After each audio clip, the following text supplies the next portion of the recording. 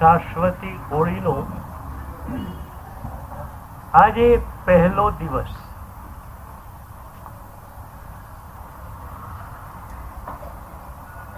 અરિહંત પદ વિશે માત્ર ચિંતન નહીં, પણ એ પદની અનુભૂતિની ધારામાં સહેજ આજે વહેવું છે. પદ્મ વિજય મહારાજ સાહેબે અરિહંત પદની પૂજાનો પ્રારંભ એટલો તો મજાથી કર્યો છે કે લાગે કે આપણા ઉપર એ બરોબર કામ કરી રહ્યા છે. ઇનિશિયલ સ્ટેજનું કામ પદ્મ વિજય મહારાજ સાહેબ કરે છે અને એ પછીનું કાર્ય ઉપાધ્યાય યશો વિજય મહારાજ સાહેબ શ્રીપાળ રાસમાં કરે છે. પદ્મ વિજય મહારાજની પૂજાનો પ્રારંભ. જીનો ગુણ અનંત અનંત છે, વાચક ક્રમ મિત દીહ, બુદ્ધિ રહિત શક્તિ વિકલ, કિમ કહું એ કણ જીહ. આપણને અહમ શૂન્ય બનાવવાની આખી જ પ્રોસેસ પદ્મ વિજય મહારાજ સાહેબ આપે છે. અને એ પછી અરિહંત પ્રભુની ચેતના સાથે આપણી ચેતનાનું અભેદ મિલન કેમ થાય એની પ્રોસેસ ઉપાધ્યાય યશો વિજય મહારાજ આપે છે. જીન ગુણ અનંત અનંત છે, એની સામે વાચક ક્રમ મિત દીહ, શબ્દો ક્રમ પૂર્વક નીકળે. હાથથી લખીએ તો પણ, મોઢેથી બોલીએ તો પણ એક સાથે હજારો શબ્દો ન મુખમાંથી નીકળી શકે, ન હાથ વડે લખી શકાય. જીન ગુણ અનંત અનંત છે. પ્રભુના ગુણો અનંત નહીં, અનંતાનંત. એને વર્ણવવા માટે મારી પાસે થોડાક શબ્દો છે, પણ એ શબ્દોને પણ હું ક્રમપૂર્વક વાપરી શકું છું. એટલે બહુ મોટી મર્યાદા આવી ગઈ. એક સેકન્ડે એક શબ્દ, બીજી સેકન્ડે બીજો. અને બીજી તકલીફ એ છે, મિત દીહ. આયુષ્યના દિવસો મપાયેલા છે, નક્કી થયેલા છે. ખ્યાલ નથી ક્યારે આયુષ્ય પૂરું થઈ જશે. ચલો આ મુશ્કેલીઓનો પણ પાર પામી શકાય. થોડા શબ્દો. પણ સૌથી મોટી મુશ્કેલી તો પાછળ આવી. બુદ્ધિ રહિત શક્તિ વિકલ, કિમ કહું એ કણ જીહ. ભક્ત અસહાય હોય છે. કોઈ પણ ભક્ત હોય એના માટેના આ બે વિશેષણો. તમે ભક્ત છો કે નહીં એ તમારે જાણવું હોય તો એના માટે આ બે વિશેષણો. પહેલું વિશેષણ બુદ્ધિ રહિત. બુદ્ધિ છે, પણ બુદ્ધિ પરની આસ્થા, બુદ્ધિ પરની શ્રદ્ધા ઉડી ગઈ છે. મારી બુદ્ધિ દ્વારા હું કઈ કામ કરી શકું, આ વાત ભક્તના હૃદયમાં નથી. અને એકચ્યુઅલી જે શ્રેષ્ઠ રચનાઓ થઈ છે એ બુદ્ધિથી નથી થઈ, એ કૃપાથી થઈ છે. માત્ર પ્રભુની કૃપાનું અવતરણ અને રચના થઈ ગઈ. વિનોબાજી એકવાર વિષ્ણુ સહસ્ત્ર નામ નો સ્વાધ્યાય કરતા હતા. સ્વાધ્યાય પૂરો થયો, એક ભક્ત બાજુમાં બેઠેલો, એણે વિનોબાજીને પૂછ્યું કે આપ નવું વિષ્ણુ સહસ્ત્ર નામ બનાવો તો એ કેવું બને? વિનોબાજીએ કહ્યું, કદાચ સારું બની પણ શકે. પ્રાચીનનો અનુભવ મારી પાસે છે, નવો ઉન્મેષ મારી પાસે છે. કદાચ એ વધુ સારું બની શકે, પણ હું નહીં બનાવું.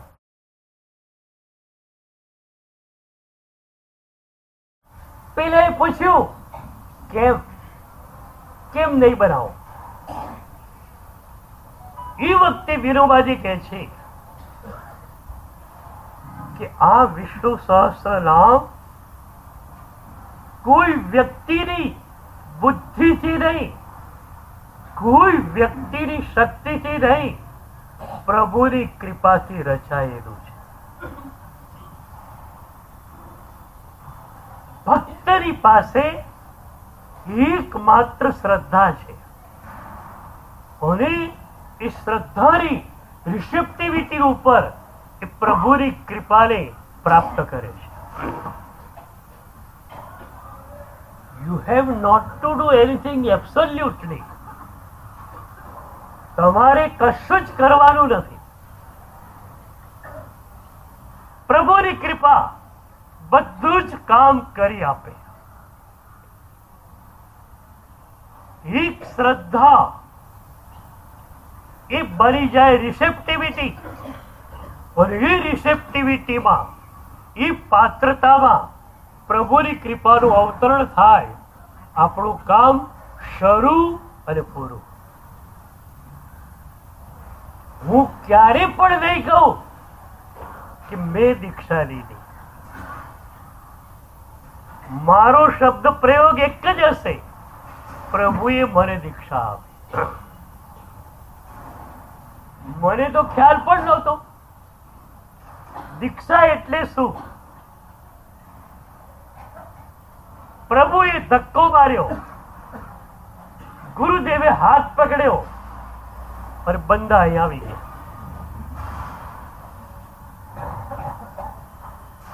દીક્ષા મેં નથી લીધી, પ્રભુએ મને આપી છે. તો વિનોબાજી કહે છે કે આવી રચના ક્યારે પણ બુદ્ધિ દ્વારા થતી નથી, શક્તિ દ્વારા થતી નથી. એ માત્ર અને માત્ર કૃપા દ્વારા થાય છે. જ્યારે ભક્તનું હૃદય શ્રદ્ધાથી ભરાઈ જાય છે અને કહે છે કે પ્રભુ મારે કઈ જ કરવું નથી, તું કરાવ. અને એક ક્ષણે પ્રભુ શક્તિ સક્રિય બને છે. પ્રભુ શક્તિને સક્રિય બનાવવા માટે એક જ ચીજ છે આપણે ત્યાં, અને એ છે પ્રાર્થના. તમે માત્ર એને યાદ કરો, એ શક્તિ સીધી જ કાર્યાન્વિત થઈ જશે. અને એટલે હું ઘણીવાર કહું છું કે પ્રાર્થના વેરી ફાસ્ટેસ્ટલી વર્ક કરનારી ઘટના છે. તમે સ્વિચ ઓન કરો અને પંખો ફરફરી ઉઠે કે લેમ્પ જલી ઉઠે, એમાં પણ વચ્ચે પ્રતિ સેકન્ડ લાગે છે. પણ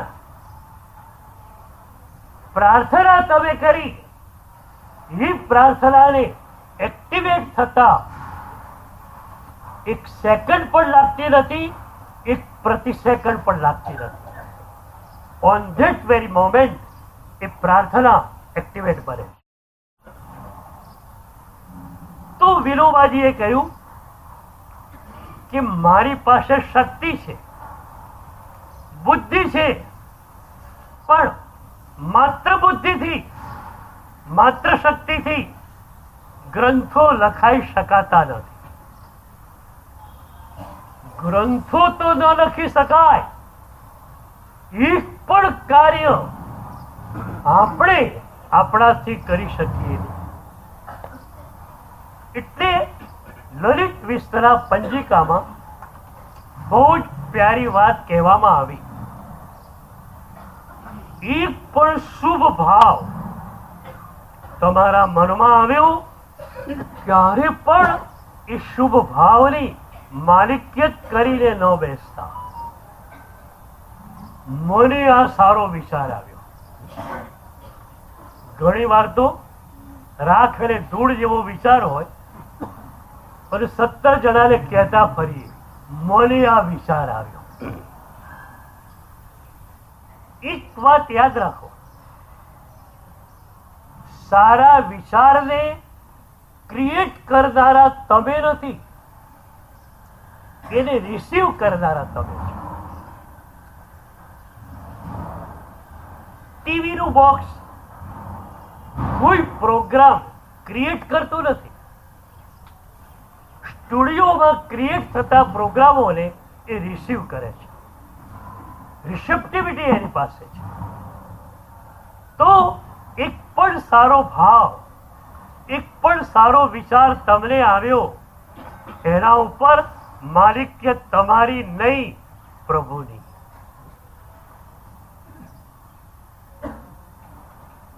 પ્રભુએ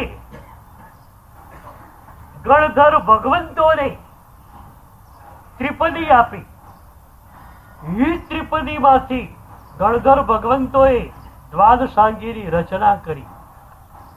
દુનિયાની અંદર જેટલા પણ શુભ વિચારો છે, એ બધા જ શુભ વિચારો દ્વાદશાંગીમાંથી નીકળેલા છે. એક બહુ મજાની ચર્ચા ધર્મ પરીક્ષા ગ્રંથમાં થઈ છે. ધર્મ પરીક્ષા ગ્રંથ ઉપાધ્યાય યશોવિજય મહારાજે લખ્યો છે. એમાં એમણે એ વાત લખી જે એમણે અમૃતવેલની સચ્ચાઈમાં કહી છે. અન્યોમાં પડજે દયાધિક ગુણો, તાસ અનુમોદવા લાગરે. મિથ્યા દૃષ્ટિની અંદર પણ જે ગુણો તમને દેખાય એની અનુમોદના કરજો. તો ધર્મ પરીક્ષામાં પ્રશ્ન કરવામાં આવ્યો છે કે મિથ્યા દૃષ્ટિમાં રહેલો ગુણ, એને ગુણ કહી શકાય ખરો? ઝેરના કુંડામાં અમૃતનું બિંદુ પડે તો પણ એ ઝેર થઈ જાય. મિથ્યા દૃષ્ટિની અંદર જે ગુણ છે એની અનુમોદના શી રીતે કરી શકાય? એ વખતે ઉપાધ્યાય યશોવિજય મહારાજે હાથમાં દંડો ઉપાડ્યો છે. એમણે કહ્યું, દુનિયાની અંદર જે પણ સારા વિચારો છે, જે પણ સદગુણો છે, એ બધા જ દ્વાદશાંગીમાંથી નીકળેલા છે. એટલે તમે કોઈ પણ શુભ ભાવની નિંદા કરો કે કોઈનામાં પણ રહેલ શુભ ગુણોની નિંદા કરો, તો એ નિંદા એ વ્યક્તિની નહીં, દ્વાદશાંગીની નિંદા છે. અને એટલી જ ગઈકાલે કહ્યું હતું એમ ગુણાનુરાગથી જ સાધનાનો પ્રારંભ આ મહાપુરુષો કરાવવા ઈચ્છે છે.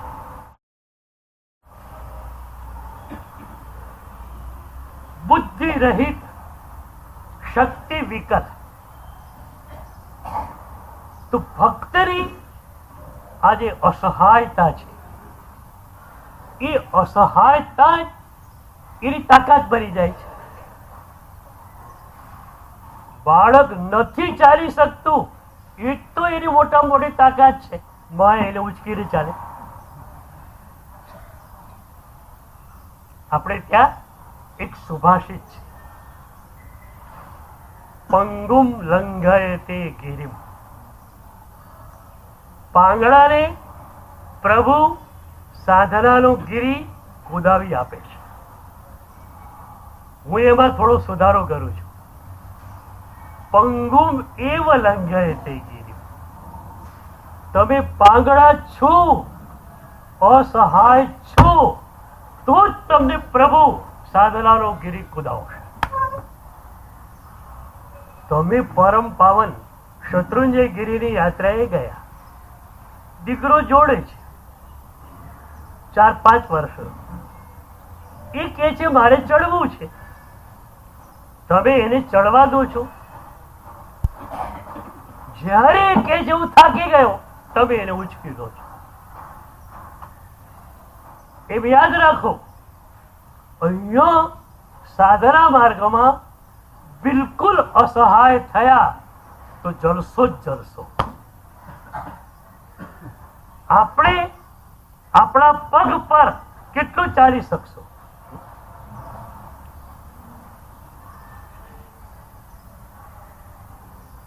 એક માં એના બાળક સાથે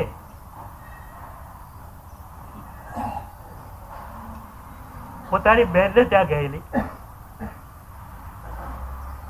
ચા નાસ્તો થઈ ગયો, શિયાળાનો સમય. માસીએ દીકરા સામે ડ્રાય ફ્રૂટની ડીશ ધરી કે બેટા લઈ લે. દીકરો લે નહીં.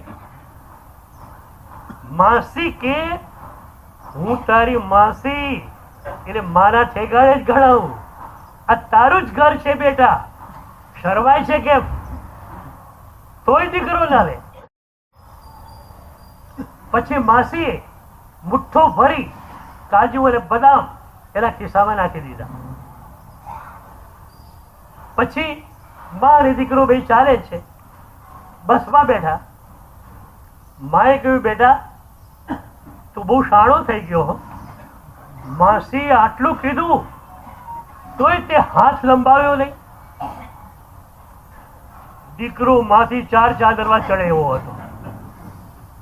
એ કે માં મેં કેમ ન લીધો તને ખબર છે? મારી મુઠ્ઠીમાં કેટલું સમાય.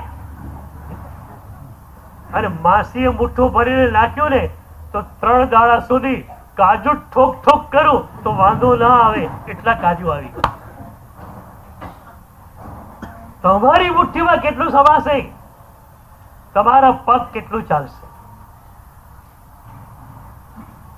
પ્રાર્થના કરો ત્યારે પણ એ જ પ્રાર્થના કરો કે પ્રભુ મારા માટે તને જે સારામાં સારું લાગે એ તું મને આપી દે.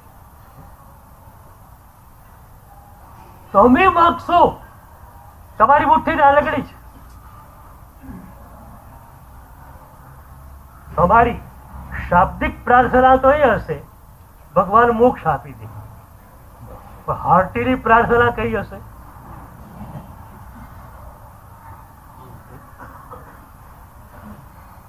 બધું બરોબર રહે, જલસામાં રહું. તમારી મુઠ્ઠીમાં માત્ર તમારી સંસારની સુખ અને સુવિધા સમાયેલી છે. પ્રભુને કહી દો પ્રભુ મારા માટે જે સારું લાગે તો મને આપી. તો પદ્મ વિજય મહારાજ સાહેબે ઇનિશિયલ સ્ટેજ પર કામ કર્યું. આપણા અહંકારને લાકડી મારીને કાઢી નાખ્યો. એવડે પ્રભુને આપણા વતી કહ્યું છે કે પ્રભુ, હું બુદ્ધિ વગરનો છું, શક્તિ વગરનો છું, એક પણ સારું કાર્ય હું કરી શકું એમ નથી. અરે, એક પણ સારો વિચાર, એક પણ સારો ભાવ હું કરી શકું એમ નથી. તું કૃપા કર, મને સારા વિચારો આપ, મને સારા ભાવો આપ, અને તું મને એવું નિમિત્ત રૂપ બનાવ કે મારા દ્વારા સારા કાર્યોનું પ્રગટીકરણ થાય. તો પદ્મવિજય મહારાજે શું કર્યું? આપણા અહંકારને કેન્દ્રમાંથી પરિઘમાં ધકેલી દીધો. બોલો, અમે લોકોએ દીક્ષા લીધી. દીક્ષા લીધી એટલે શું થયું? બહારથી જ તમને ખ્યાલ આવી ગયો, યુનિફોર્મ બદલાઈ ગયો, આ પરમ પાવન રજોહરણ અમારી પાસે આવી ગયું, એ તો તમને ખ્યાલ છે. આંતરિક પરિવર્તન શું આવ્યું? બોલો, ભીતરનું પરિવર્તન શું? ભીતરનું પરિવર્તન એ થયું કે અનંતા જન્મોની અંદર કેન્દ્રમાં હું હતો. પ્રભુ શાસન અગણિત જન્મોમાં મળેલું. પ્રભુની ભક્તિ હતી આપણી પાસે, સદગુરુની ભક્તિ હતી, પણ પ્રભુ પણ પરિઘમાં હતા, સદગુરુ પણ પરિઘમાં હતા, કેન્દ્રમાં આપણું હું હતું. અને એટલે જ તો આપણે ચૂકી ગયા. સદગુરુ કેટલા બધા આપણને મળ્યા, હીર વિજયેશ્વરી દાદા જેવા, હેમચંદ્રાચાર્ય જેવા સદગુરુ આપણને મળ્યા. આપણે ચૂકી ગયા. કેમ કે એવા સદગુરુને પણ આપણે પરિઘમાં રાખ્યા, કેન્દ્રમાં તો આપણું હું જ હતું. મારી વાચનાઓમાં, સાધુ સાધ્વીઓની વાચનામાં ખાસ આ પ્રશ્ન એમને હું કરું છું કે કેન્દ્રમાંથી હું પરિઘમાં ગયો ખરો? અત્યાર સુધી એવું બન્યું, સદગુરુ પ્રખર અને પ્રબળ બન્યા, પણ તમારું સમીકરણ એક જ હતું, ગુરુ મારી પીઠ સાંભળે, ગુરુ મને સારું કહે, ગુરુ સારા. ગુરુ સારા છે એની તમારી પરીક્ષા આટલી જ હતી. ગુરુ મારા હુંને થાબડે, ગુરુ મારા હુંને પંપાડે. અરે, કોઈ પણ ગુરુ તમારા હુંને પંપાડી શકે? હુંનું ગુમડું અગણિત જન્મોથી લઈને તમે ફર્યા કરો છો. એ ગુમડાને સદગુરુ તરીકે અમારે વધારવાનું કે ગુમડાને ચીરી નાખવાનું? આ જન્મમાં શું કરવાનું બોલો? હવે તમારા હુંના ગુમડાને ચીરી નાખવાનું કે એને વધારવાનું?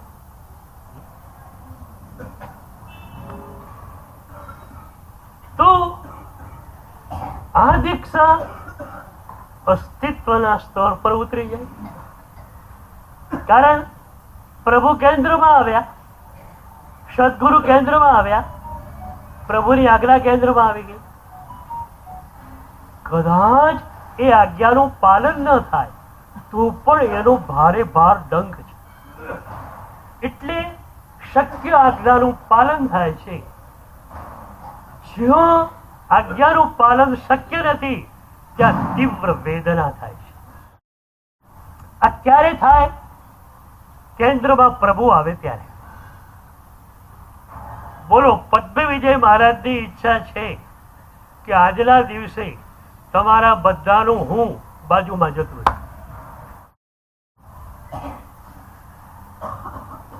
He is ready. Padma Vijay Maharaj is ready. I am also ready. But are you ready? તૈયાર? બધા મને હું આપી દેશો આજે?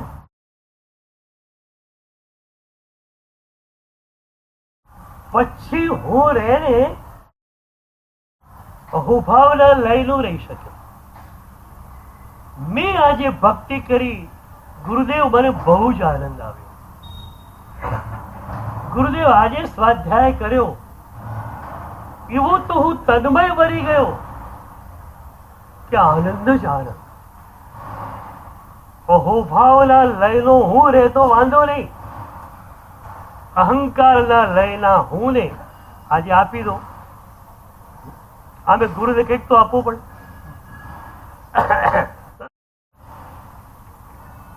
આપણે ત્યાં એક બહુ મજાનો શબ્દ છે, ઋણ મુક્તિ.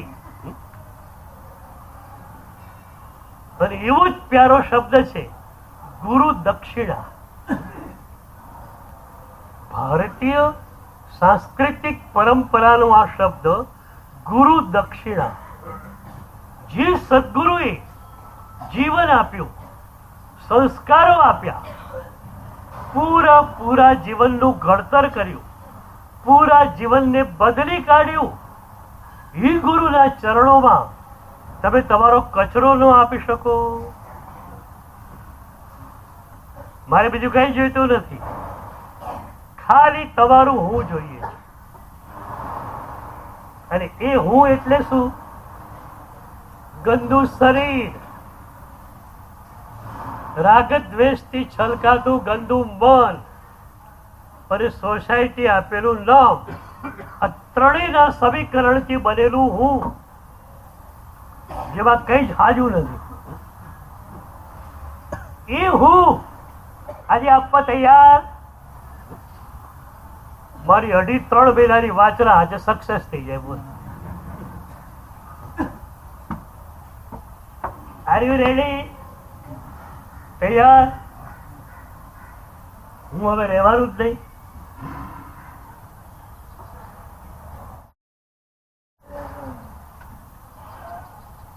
તો દીક્ષાનો મતલબ આ જ, કેન્દ્રમાં પ્રભુ છે, કેન્દ્રમાં સદગુરુ છે. અમે ક્યાં પરિઘમાં ગોઠવાઈ ગયા છે.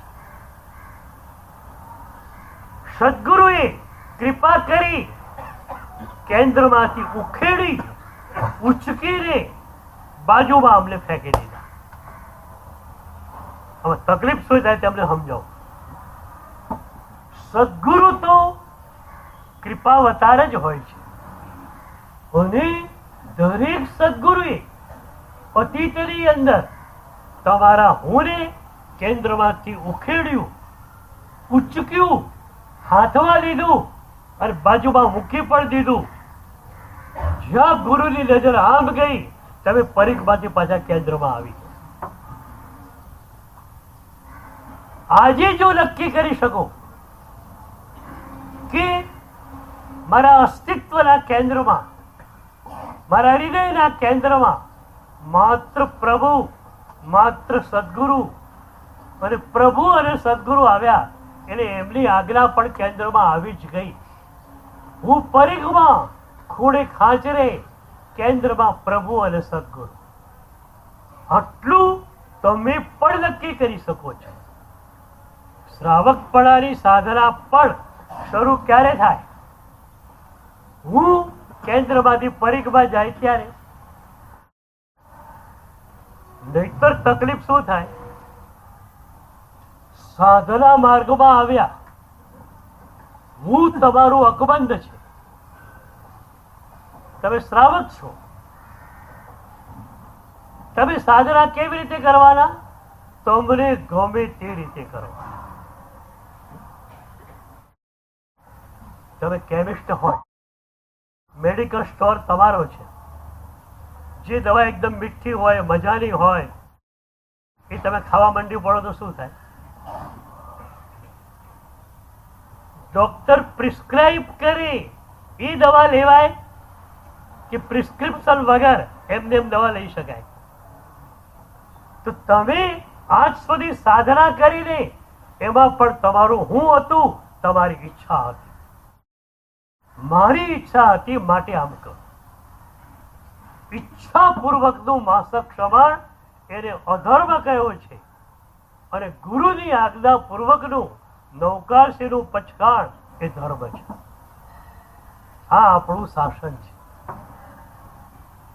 પ્રભુના શાસનને પામવું એ કોઈ સરળ વાત નથી. તમે તમારી રીતે પ્રભુ શાસનને પામી લો, ઇમ્પોસિબલ, ટોટલી ક્વાઇટ ઇમ્પોસિબલ. સદગુરુ દ્વારા જ પ્રભુ શાસનના નિયમો તમને મળે.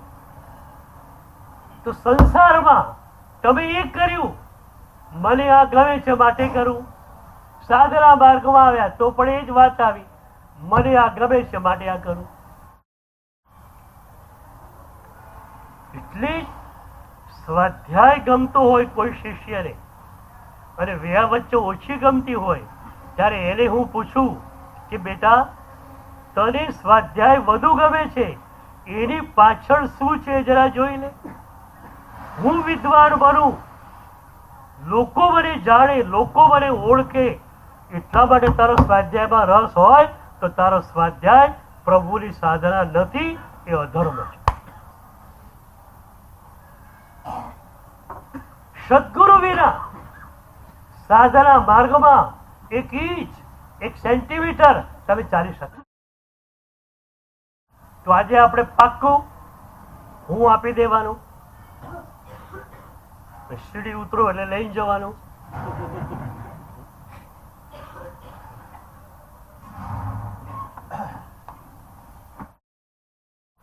તો પદ્મવિજય મહારાજ સાહેબે ઇનિશિયલ સ્ટેજ પર આપણા હું ને લેવાની વાત કરી. બુદ્ધિ રહિત, શક્તિ વિકટ. ઉપાધ્યાય યશો વિજયજી મહારાજ આ ઇનિશિયલ સ્ટેજનું કામ થઈ ગયું, પછીનું કામ કરે છે. એ તમને સીધા જ ધ્યાન દશામાં લઈ જવા તૈયાર થયા છે. પણ ધ્યાન કરશે કોણ? તમે હશો તો ધ્યાન થશે ને. તમે જ નહીં હો, તમારું સાચું હું નહીં હોય તો ધ્યાન કરશે કોણ? એટલે અહંકાર વાળું હું ગયું, નક્કી ભાઈ નક્કી. જો મને આપી દો છો તમે હું અત્યારે, પછી લેવાશે નહીં પાછું. હું આપી દીધું, અપાઈ ગયું પૂરેપૂરું કે થોડું બાકી રાખી? પૂરેપૂરું.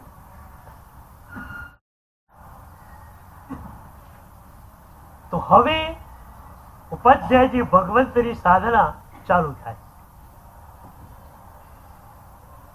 કેવી એ મહાપુરુષોની કૃપા! સંસ્કૃત અને પ્રાકૃતમાં તો અગણિત ગ્રંથો એમણે લખ્યા. આપણા ગુજરાતીની અંદર પણ એટલી શ્રેષ્ઠ રચનાઓ એમણે આપી છે. એક સમાધિ શતક, એક શ્રીપાળ રાસ, 125 ગાથાનું સ્તવન, 350 ગાથાનું સ્તવન. આ તમે ગુજરાતીમાં છે એ વાંચી લો તો પણ તમને જીલ શાસન એટલે શું એનો ખ્યાલ આવે. તો બહુ પ્યારી ગુજરાતી ભાષામાં આવેલી કડી છે. પરિહંત પદ ધ્યાતો થકો, દવ્વઃ ગુણઃ પજ્જાય રે, ભેદ છેદ કરી આત્મા અરિહંત રૂપે થાય. અરિહંત પદ ધ્યાતો થકો.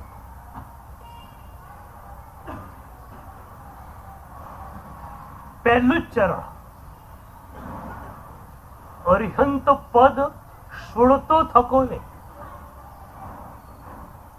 અરિહંત પદ વિચારતો થકો ને, અરિહંત પદ ધ્યાતો થકો. શબ્દ અને વિચાર ઇનિશિયલ સ્ટેજની વસ્તુ છે. જે શબ્દ અને જે વિચાર તમને ધ્યાન તરફ લઈ જાય એ જ શબ્દો અને એ જ વિચારો કામના, બાકીના નકામા. કબીરજીએ એક મજાની વાત લખી, શબ્દ શબ્દ બીચ અંતરા, સાર શબ્દ ગ્રહી લે. એમણે કહ્યું એક શબ્દ અને બીજો શબ્દ ઘણું બધું અંતર છે. એક શબ્દ સાર છે, એક અસાર છે. સાર શબ્દ ગ્રહી લે, સાર શબ્દને પકડી લે. તો જિજ્ઞાસુએ પૂછ્યું, સાર શબ્દની વ્યાખ્યા શું? મજાની વ્યાખ્યા આપી, જો શબ્દે સાહિબ મિલે, જે શબ્દ દ્વારા પ્રભુ મળે એ સાર શબ્દ. કોઈ પણ પુસ્તક હાથમાં લો, બે પાના ફેરો, તમારી જાતને પૂછજો કે આ પુસ્તક વાંચવાથી પ્રભુ મળશે? જો પ્રભુ મળે એમ હોય એ પુસ્તક દ્વારા તો એ પુસ્તક વાંચજો, નહીતર એ પુસ્તકને બુકશેલ્ફ પર પધરાવી દેજો. જો શબ્દે સાહિબ મિલે. આપણી તકલીફ ક્યાં થઈ? અરિહંત પદનું શ્રવણ આપણે કર્યું. બહુ તો અરિહંત પદ વિશે ક્યારેક ચિંતન પણ કર્યું, પણ અરિહંત પદનું ધ્યાન ક્યારે કર્યું? આજે આપણે ધ્યાન કરવું છે. એ ધ્યાન કરીએ તો શું થાય? વેદ છેદ કરી આત્મા અરિહંત રૂપી થાય. તમારી ચેતના અત્યારે અરિહંતમય બની જાય. તમે અરિહંત બની જાઓ. અત્યારે શિવંદર પ્રભુનું ધ્યાન તમે એ રીતે અત્યારે કરી શકો કે તમારી ચેતના અર્હનમય બની છે. કરવું છે આ? એના માટે વાત એ કરે છે કે માત્ર પ્રભુના ગુણો સાંભળવાથી નહીં ચાલે, વિચારવાથી પણ નહીં ચાલે, અનુભવ જોઈશે. તો અનુભવ એ રીતે થાય કે સમભાવ તમારી ભીતર પડેલો જ છે. વિકલ્પો ચાલ્યા કરે છે, વિચારો સતત ચાલ્યા કરે છે, માટે તમે રાગ અને દ્વેષમાં જાઓ છો. બાકી સમભાવ એ જ તમારું સ્વરૂપ છે. એક સમભાવનું ઝરણું તમારી ભીતર સતત વહી રહ્યું છે. તો થોડી ક્ષણો માટે શાંત ચિત્તે બેસો. કોઈ વિચાર કરવો નથી. કદાચ કોઈ વિચાર આવી ગયો તો પણ એ વિચારને જોવો છે. એ વિચારમાં જવું નથી. વિચારને જોવો એ અલગ છે, વિચારમાં જવું, ભણવું એ અલગ છે. એક ગામડું એક પહાડથી 50 કિલોમીટર દૂર છે. એ ગામમાં એક માણસ રાત્રે 12 વાગે ઉઠ્યો. પહાડ પર આગ લાગેલી છે. પહાડ કેટલો દૂર? 50 કિલોમીટર દૂર. ત્યાં આગ લાગી છે. 50 કિલોમીટર દૂર રહેલા ગામડાવાળા આ માણસને એ આગ દેખાય છે, પણ આગની અસર થશે ખરી? ગરમી લાગશે નહીં. સગડી બાજુમાં હોય તો, ફાયર પ્લેસ બાજુમાં હોય તો અસર થશે. એમ શાંત ચિત્તે એવા બેસો કે વિચારોને જોવાના, વિચારોમાં જવું નથી. વિચાર આવ્યો ગયો, વિચાર આવ્યો ગયો. હવે તમારી કોશિશ શું છે? સમભાવનો અનુભવ કરો. તો શું થયું? સમભાવનું ઝરણું તમારી ભીતર ચાલુ થયું. હવે પ્રભુ તો સમભાવમય છે. એક સમભાવનો દરિયો ત્યાં લહેરાઈ રહ્યો છે. તો આ સમભાવનું તમારું ઝરણું એ પ્રભુના સમભાવના દરિયાની અંદર જશે, એને મિલન થઈ જશે. શબ્દ પથ્થર, વિચાર પથ્થર. પથ્થરને દરિયામાં કે નદીમાં નાખો, શું થાય? ઓગળે, એકાકાર બને, ન બને. પણ તમે પાણીને નાખો તો ઝરણું દરિયામાં જાય કે નદી દરિયામાં જાય, એકાકાર થઈ જશે. એ ઝરણું દરિયામાં ગયું. કોઈ કે ઝરણાને પાછું બોલાવો, ભાઈ ઝરણું તો એકાકાર થઈ ગયું, દરિયામાં થઈ ગયું, હવે એ નીકળે નહીં. તો તમે થોડી ક્ષણો માટે તમારી ચેતનાને સમભાવમય બનાવી દો, તો એ સમભાવનું ઝરણું અને પ્રભુના સમભાવનો દરિયો આ બે એકાકાર થઈ જાય. અને એ રીતે એકાકાર થાય ત્યારે તમારી ચેતના સમભાવમય તો બની જ, પણ અરહનમય બની. વેદ છેદ કરી આત્મા અરિહંત રૂપી થાય. 5 મિનિટ આંખો બંધ કરી દો. શરીર ટટ્ટાર, આંખો બંધ.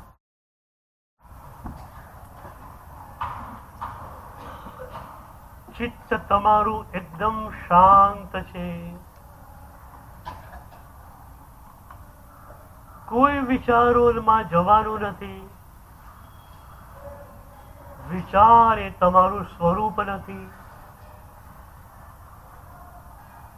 સમભાવનું ઝરણું તમારી ભીતર સતત વહી રહ્યું છે.